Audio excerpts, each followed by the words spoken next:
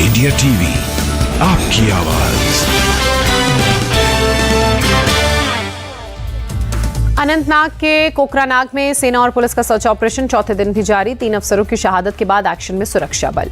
आतंकवादियों को पकड़ने के लिए कोकरानाग की पहाड़ियों में सेना ने की घेराबंदी। सेना और राष्ट्रीय राइफल्स के कमांडोज ने संभाला मोर्चा। अनंतनाग की पहाड़ियों में हेलीकॉप्टर, स्नाइपर डॉग और ड्रोन से निगरानी। आतंकवादियों को बाहर निकालने के लिए रॉकेट लॉन्चर से किए गए हमले। कोकरानाग की पहाड़ियों में लश्कर के आतंकवादी उजैर अहमद खान के छिपे होने की खबर। 3 अफसरों की शहादत के लिए जिम्मेदार।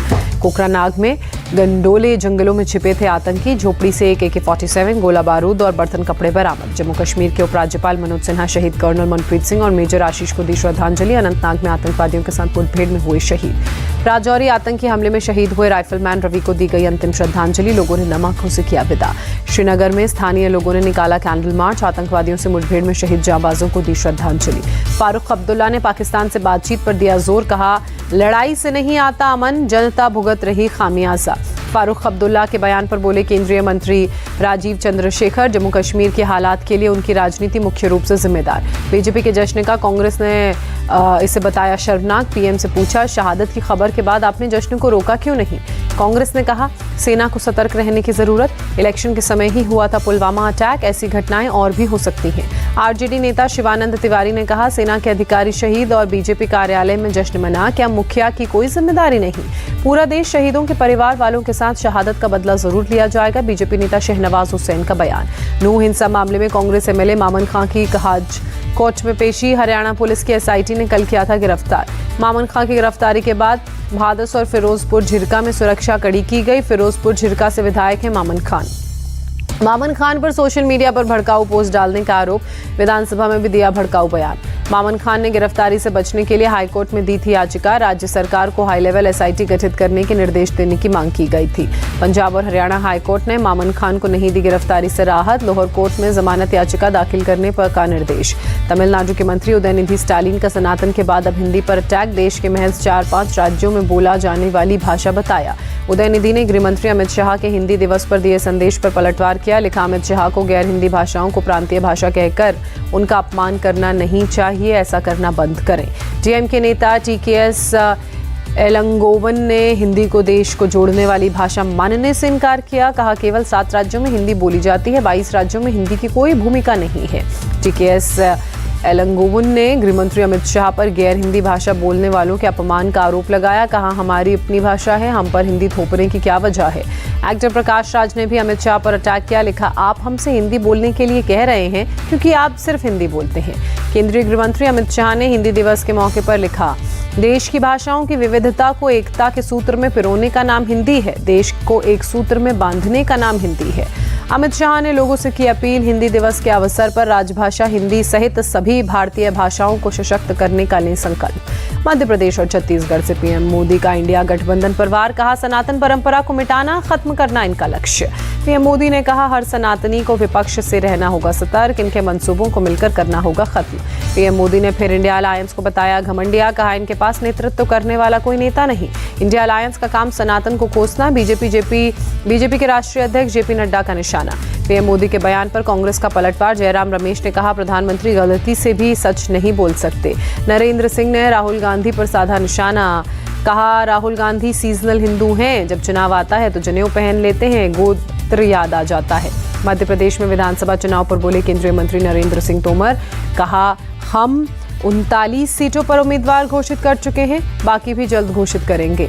मध्य प्रदेश के सीएम शिवराज सिंह चौहान लाडली बहनों को आज देंगे 450 रुपए में गैस सिलेंडर का तोहफा। टीकमगढ़ में होगी योजना की शुरुआत। सीएम शिवराज का कांग्रेस पर अटैक। कहा, चुनाव के वक्त आते हैं कांग्रेस उम्मीदवार, बाद में हो जाते हैं गायब। कमलनाथ ने सीएम शिवराज को लिखा खत। कम बारिश से किसानों को हुए नुकसान का मुआवजा देने की मांग। मध्य प्रदेश के इंदौर में कांग्रेस नेता जीतू पटवारी ने निकाली tractor rally. Super economic corridor के खिलाफ सड़कों पर उतरे कांग्रेसी कार्यकर्ता। जीतू पटवारी ने कहा, इंदौर विकास प्राधिकरण को खत्म किया किया जाए, किसानों के बिना सहमति के जमीन अधिग्रहण ना हो। भोपाल में चुनाव आयोग से मिला कांग्रेस डेलीगेशन। भिंड जिले में पुलिस पदाधिकारियों के ट्रांसफर पोस्टिंग को लेकर शिकायत। छत्तीसगढ़ के जशपुर में आज से शुरू होगी बीजेपी की परिवर्तन यात्रा।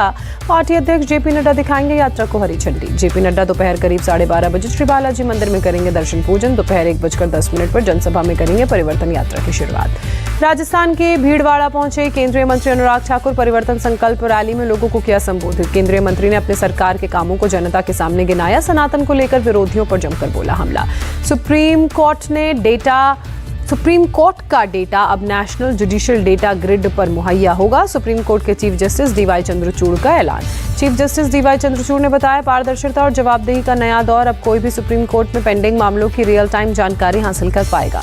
सुप्रीम कोर्ट को नेशनल जुडिशियल डेटा ग्रिड से जोड़े जाने पर पीएम मोदी ने चीफ जस्टिस की तारीफ की। कहा, इससे पारदर्शिता बढ़ेगी और न्याय प्रक्रिया में तेजी आएगी। बिहार में शिक्षा विभाग के अपर मुख्य सचिव का नया फरमान। बिना बताए स्कूल से 3 दिन से ज्यादा गैर हाजिर रहने वाले छात्रों के नाम काटने का निर्देश।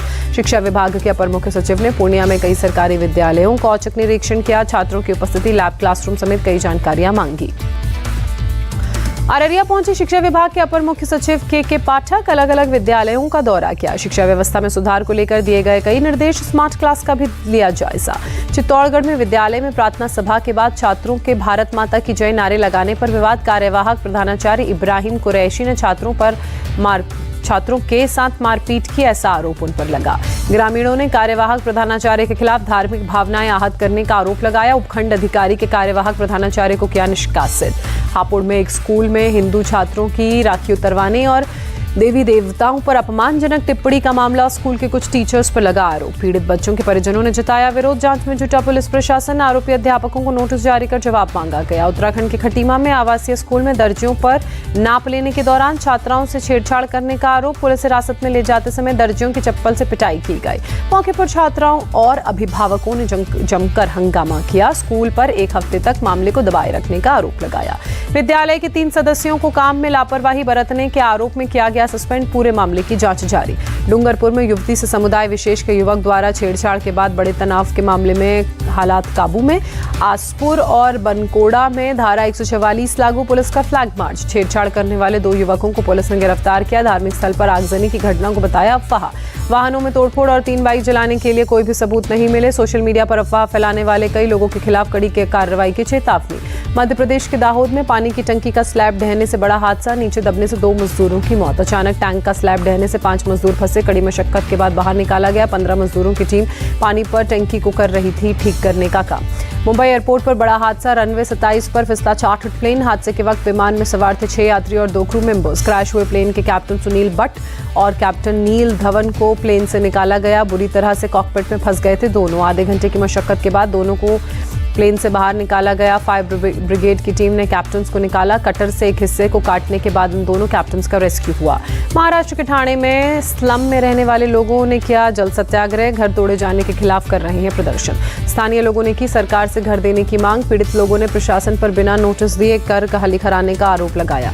उत्तर प्रदेश में वकील लौटेंगे कोर्ट में। शुक्रवार से करेंगे कामकाज की शुरुआत। सरकार ने एडवोकेट प्रोटेक्शन एक्ट पर कमेटी बनाने को कहा। उत्तर प्रदेश के वैशाली में फूड कॉर्नर में लगी भीषण आग। शॉप में आग लगते ही अफरा तफरी मची। फायर ब्रिगेड की 3 गाड़ियों की मदद से आग पर काबू पाया जा सका। हादसे में किसी के हताहत होने की या किसी की जान की हानि होने की खबर नहीं।